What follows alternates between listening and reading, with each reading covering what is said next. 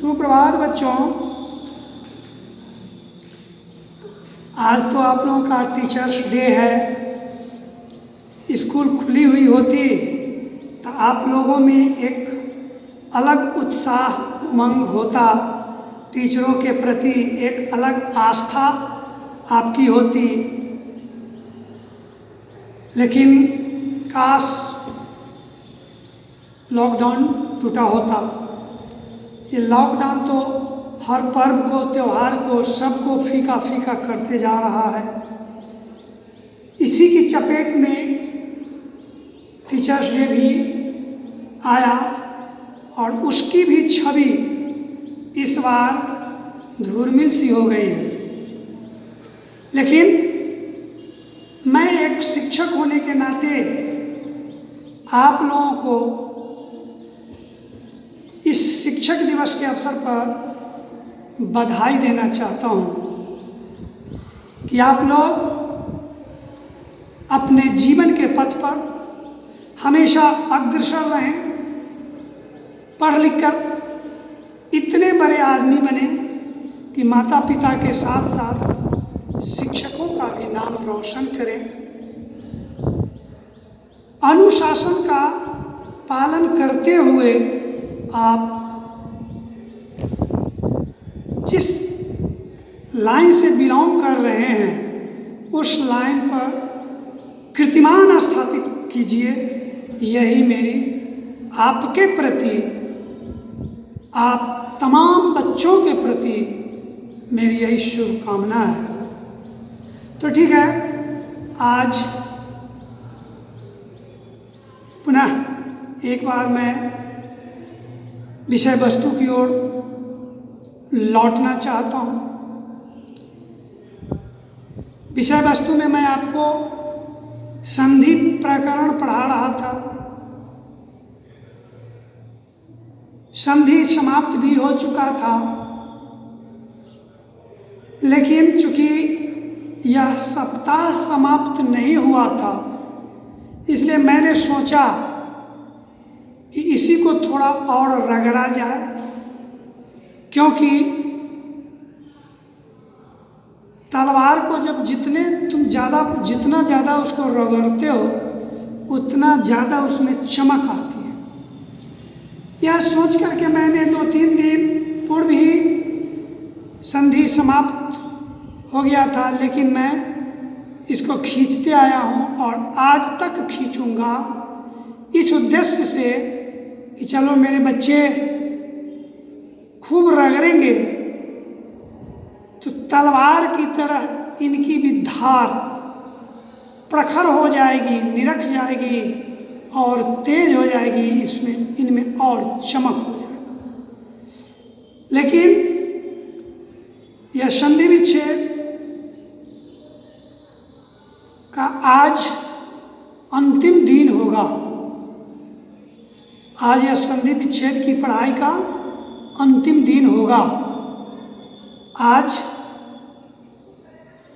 आप लोग और थोड़ा ध्यान देकर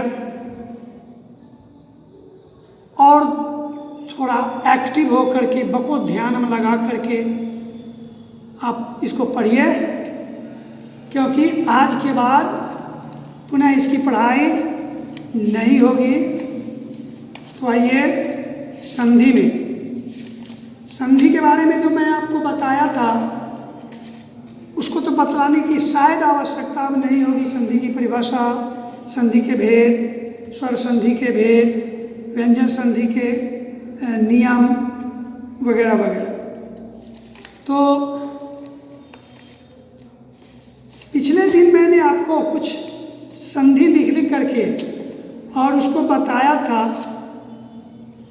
कि इसका विच्छेद ऐसे होता है बच्चों, और विच्छेद के बाद उसके स्वर को देखा जाता था कि किन वर्णों का उच्चारण हो रहा है, उसके हिसाब से यह कौन सा संधि हुआ स्वर संधि में। और कुछ ऐसे नियम भी बतलाए व्यंजन संधि और विसर्ग संधि के कि शायद पहले जितना आपके लिए ये संधि विच्छेद भारी लगता रहा होगा उतना अब नहीं लगेगा, यह मेरा विश्वास है। तो आइए अभी मैं आपको कुछ संधि की ओर ले चलता हूँ और आप स्वयं निर्णय लेंगे कि यह कौन सा संधि है। जैसे उद्गम,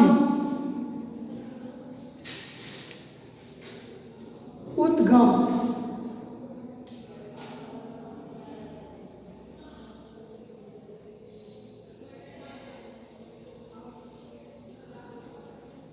उद्गम माने होता है निकलना, नीचे से ऊपर की ओर निकलना, उद्गम।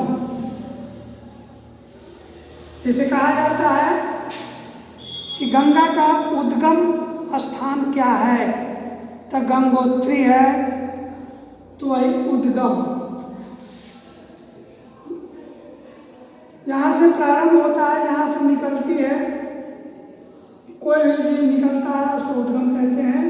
तो उद्गम का संधि विच्छेद कीजिए, इसका आप कहिएगा उत्धान गम होगा सर, यही ना कहिएगा, उत्धान गम। तो काहे आया, तो काहे आया यहाँ तो द है, तो यहाँ बीच में अगर द है तीसरा वर्ण, तो उसका पहला वर्ण यहाँ आ जाता है। हलंत अगर इसमें है तो इसमें भी लग जाता है। अगर आपको संधि विच्छेद किया हुआ मिले और उसको संधि करना हो तो ठीक इसका इन्वर्स फॉर्मूला इसमें लग जाएगा। जैसे उत्धानगम, तो है ना, हम आपको बतलाए थे, जरा आप अपने दिमाग पे बल दीजिएगा कि यदि क, च, ट, त, प के तुरंत बाद किसी भी वर्ग का तीसरा वर्ण लगा हो या स्वर लगा हो या य, र, व लगा हो, तो यह वाला वर्ण जो है ये तीसरे वर्ण में बदल जाएगा। तो तवर्ग का तीसरा वर्ण है तो, इसलिए आप इसको उद्गम लिखिएगा। अब ये बताइए कि यह उद्गम जो है उत्धान गम, ये कौन संधि है। तो ये व्यंजन संधि स्पष्ट दिखाई पड़ता है कि जो भी शुरुआत व्यंजन से हो और तब उसमें स्वर या व्यंजन की संधि हो तो उसे व्यंजन संधि कहते हैं। तो चूंकि यह आधे है, पूरा अगर होता ये तो इसमें अ का उच्चारण होता लास्ट में। चूंकि कोई भी व्यंजन बिना स्वर की सहायता से न बोली जाती है, लेकिन यहाँ तो आधे है। और एक बार जान लीजिए कि कोई भी आधा वर्ण, खास करके व्यंजन वर्ण वही होता है। तो ये हो गया व्यंजन वर्ण। उन्नयन, उन्नयन,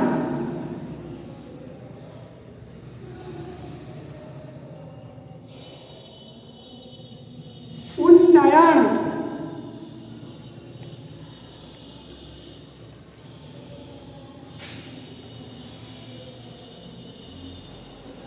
उन्नयन का मतलब होता है ऊपर की ओर। इसका विपरीतार्थक होगा अवनमन। उन्नयन का अवनमन, डाउनफॉल, नीचे की ओर अवनमन होता है और उन्नयन ऊपर की ओर होता है। आपकी दृष्टि अगर आकाश की ओर जाती है तो उसको हम उन्नयन कहेंगे। तो उन्नयन का संधि विच्छेद उत धान नयन, समझे कि नहीं? उत्धान नयन। तो इसमें देखिए उत जोड़ गम उद्गम हो गया, बीच में तो हो गया, इसमें भी तो है और यहाँ नयन है, तो उन्नयन क्यों हुआ? तो जहाँ तो वर्ण की शुरुआत होती है तो के साथ अगर न आता है तो न हो जाता है। तो थ द ध न, एक नियम में बतलाया था कि यदि क च ट त और प के बाद किसी भी वर्ग का पांचवा वर्ण आवे तो वो पांचवा वर्ण के कारण इधर वाला वर्ण पांचवा वर्ण हो जाएगा। तो थ द ध न, त का पांचवा वर्ण न है, इसलिए हो गया उन्नयन, और यह भी व्यंजन संधि का एक उदाहरण है। अब जैसे देखिए उन्मुख,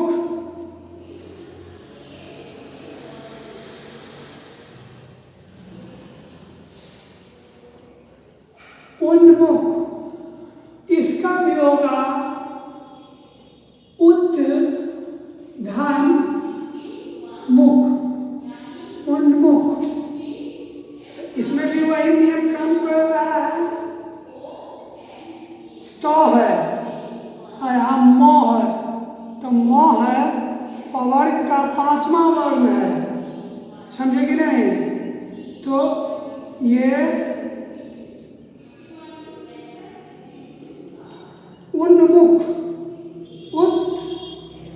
उत जोर मुख, उन्मुख।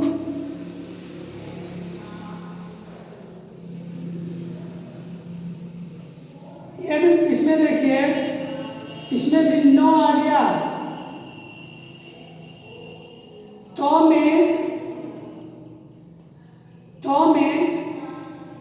में जब न मिल जाता है, माने किसी वर्ग का पांचवा वर्ण मिल जाता है तो न हो जाता है। एक नियम इसको भी जान लीजिए कि तो में अगर किसी भी वर्ग का पांचवा वर्ण की संधि हो तो ई हट करके और आधा च न हो जाता है। तो उत्धानमुख उन्मुख, उत्धानमुख उन्मुख, समझे कि नहीं?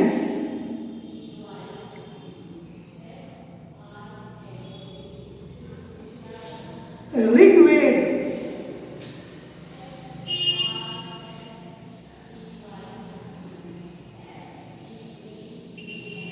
ऋग्वेद, सामवेद, यजुर्वेद, अथर्ववेद, वेद है ये ऋग्वेद।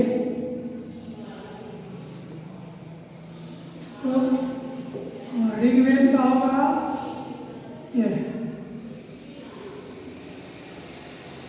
इसका होगा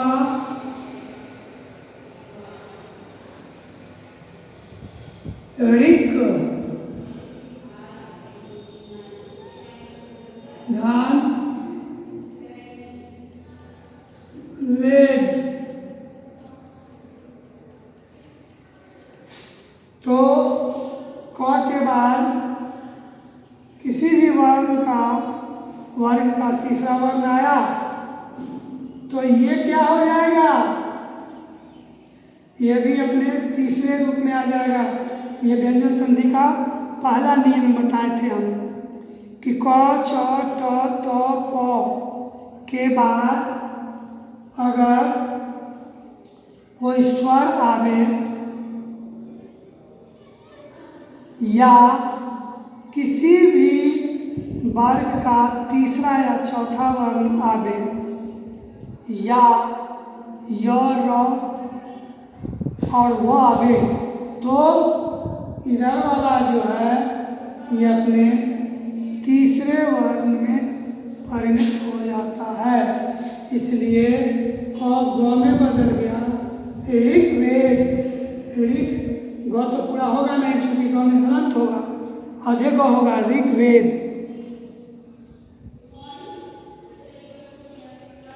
किंचित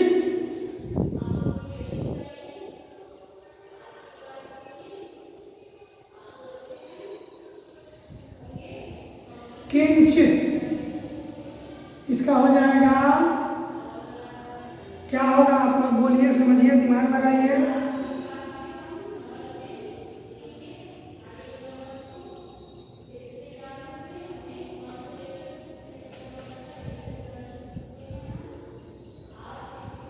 बोलिए इसका क्या हो जाएगा? इसका हो जाएगा किम धन चित। किम धन चित, किंचित, ठीक है, किम धन चित। अब कहिएगा कैसे? तो किसी भी वर्ग का पांचवा वर्ण का जब संयोग चवर्ग टवर्ग तवर्ग पवर्ग के पहले वर्ण से हो तो अनुस्वार कर जाता है। क्या हो जाता है? अनुस्वार हो जाता है, ये म हट जाता है। किम जोड़ चित किंचित, है ना। चिन्मय, चिन्मय,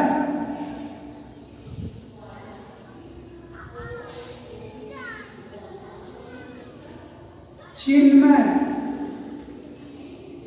चित्त हो जाएगा धन मय, चित्त धारणमय, चित्त धारणमय चिन्मय हो गया। तो हम तो बोले हुए थे कि तो अगर या क या च रहे और उसके बाद पहला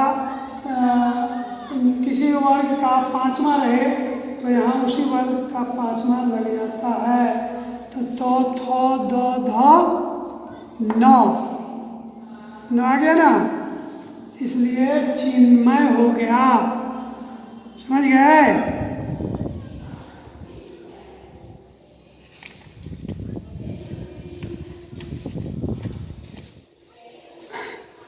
अब जितना मुझे पढ़ाना था करीब करीब संधि में मैं बहुत पढ़ा दिया और रिवाइज पर रिवाइज मैं कराता गया, इसी उद्देश्य से कि आप इस चैप्टर को जितना रगड़िएगा उतना ज़्यादा इसमें से आपको सीखने का मौका मिलेगा। तो आज की पढ़ाई को मैं यहीं स्थगित कर रहा हूँ और आज के बाद पुनः ये संधि प्रकरण की पढ़ाई नहीं होगी। इसके लिए आपको उपसर्ग और प्रत्यय चैप्टर को पढ़ के आना है। मंडे के दिन वही पढ़ाई होगी। तो ठीक है, आप लोग मेरे इस क्लास में उपस्थित हुए हैं, इसके लिए बहुत बहुत धन्यवाद।